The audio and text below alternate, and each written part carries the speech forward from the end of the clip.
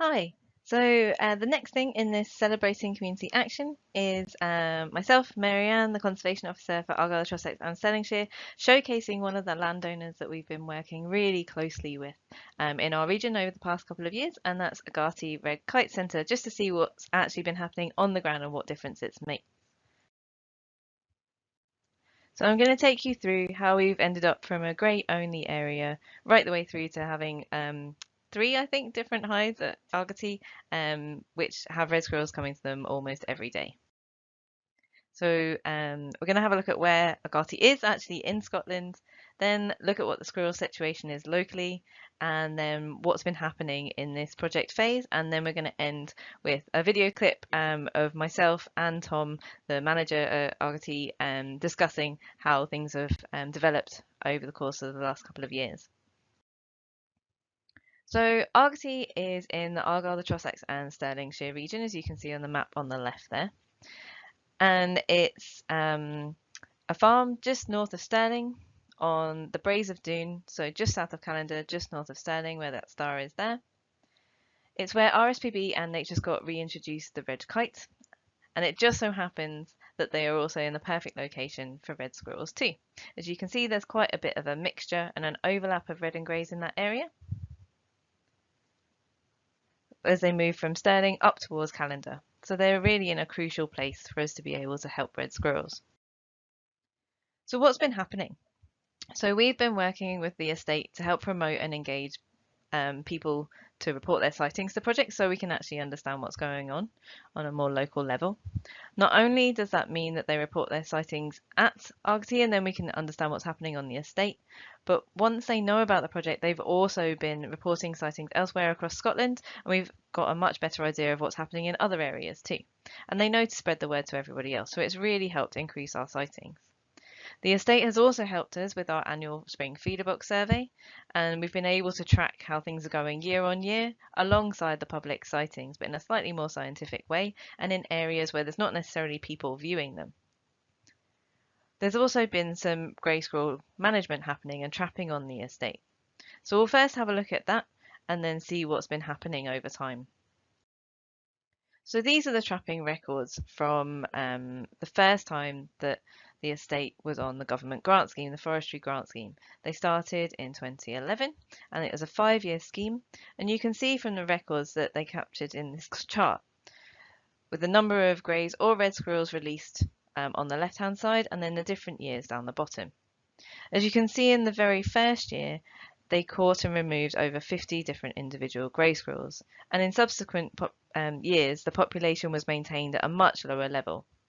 In year 3 of the scheme, the reds started to actually come in and be caught in the traps, so they were being a little bit bolder and hanging around a little bit more. They then stopped the scheme for a little while and were just doing a bit of control on their own outside of the scheme, still getting a few individuals. You can see it needs to continue as there was a bit of a boom in year 5, almost up to 10 individuals. It's carried on a little bit and the population is still coming up from Stirling to some degree, nowhere near as much as it was. There's still a bit of an overlap, so the estate decided to go back on the scheme in 2019 just to try and maintain those levels and again try and keep that area fantastic for the red squirrels. They're still spotting the odd grey, but they're also getting lots of pine martens, and so we're turning the tide in this area to make sure it's predominantly reds with the occasional greys still coming in, and hopefully we can remove them in the future. This is matched by the feeder box surveys that we've done as well, which collect hair samples from the squirrels and then we look at a microscope to see who's been visiting. In the map on the left, that's from 2012 when we first started doing the spring surveys, and then the most latest one in 2019, which was the last year we were able to do a full spring survey before the pandemic. I've highlighted the areas that are Doon and Argaty Estate, and the left box of these, and you can see on the 2012 one, blue is grey only, and more present day, it's actually purple, which suggests it's a mixture of reds and greys around as well. So we can actually look at the estate over time and see how that's progressed with the feeder box surveys. Reds are red squirrels, blue is grey squirrels, and purple is a mixture of the two species that we found. We started the feeder box surveys in 2012, and as you can see, we only had grey squirrels. Unfortunately, we didn't get many results from 2013. And then since then, from 2014 onwards, we've had a real mixture of reds and greys. And in 2017, you can see that actually it was a red-only year and there were hardly any greys around using the boxes, which is fantastic, but obviously they moved back in again a little bit after. So it really helps us to see what's happening on the estate over time. We can then match this with the trapping. So the feeder box survey results at the top there, and then the trapping at the bottom, matching up with the different years. So in 2011, unfortunately, we didn't do a feeder box survey, but you can see that's the height of grey squirrels. Still just grey squirrels in 2012. Unfortunately, we missed them on the feeder box surveys, the reds coming in 2013. In 2014, again, it matches with that mixture in year 4 of the grant scheme, having both reds and greys. There was no trapping being recorded under the grant scheme in 2017, so there were potentially quite a few red results. We know that there were still some greys, they just didn't go to the feeder boxes. They then went back on the grant scheme in 2019. Trapping has continued with the aim to try and keep those levels low, and it really is working. So it really has shown how we can go from a grey only area to actually managing to get red squirrels in, especially if you're trapping in those places that are close by to red squirrel populations. So I'm now going to go to a video clip, which is a discussion that myself and Tom had at one of the wildlife hides in Argaty. Thank you very much. Hi, I'm Marianne and I'm here at Argaty Red Kite Centre in Doon to have a chat with Tom at their new hide and hopefully see some squirrels. We'll see how's it going with getting them used to it. Yeah, they're still a bit shy around people. There's a couple of them that are getting a bit bolder with us clattering around, still finishing building this, but we'll see, we'll keep fingers crossed, but no promises. That's alright, no worries, let's have a look. Yeah, because they've definitely been making a comeback anyway, as we've seen over the past couple of years with the photography hide and everything.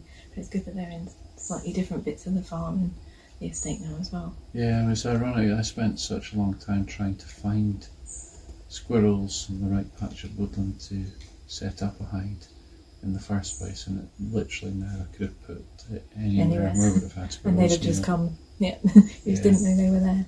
It's been one of the really nice things about their revival in the area is just you do see them or see signs of them everywhere you go now, which just would have been unthinkable even a few years ago. Yeah, because I know there's always been kind of the occasional sighting of they're coming through, because I had a quick look before coming out today just to see kind of when they first came back, and there's always been like the occasional one around Doon, but it's definitely in the past kind of 3 or 4 years that the population's just gone, we're here, hello.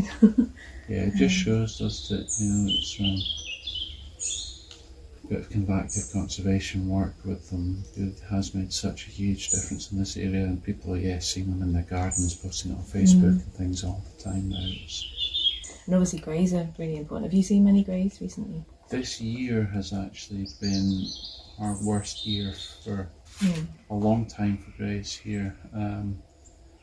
Unfortunately, I suspect that with lockdown last year and less people being able to go out and kind of monitor on their trapping sites, that in the wider area there has been a bit of a population explosion with them, and so we've had quite a few turn up here, unfortunately. It's I think it just shows how fragile the red population is, even though it seems to be increasing really well. It wouldn't take a lot to reverse that in this area.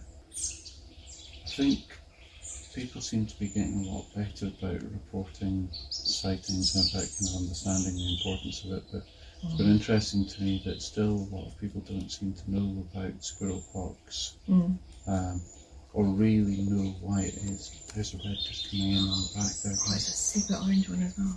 That's the one we had just as we turned up this morning. Fantastic.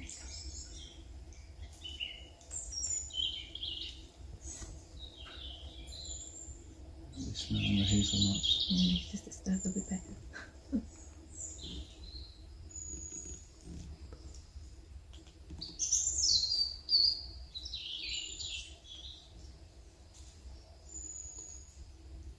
There we go.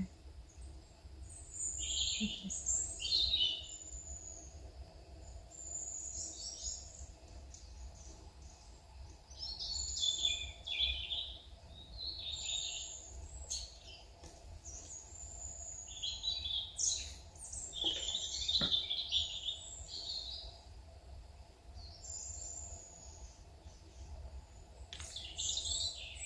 Yeah, I think before that squirrel came in and we've interrupted us, it's still interesting to me how few people kind of still understand what happens when you get greys and reds in the same area.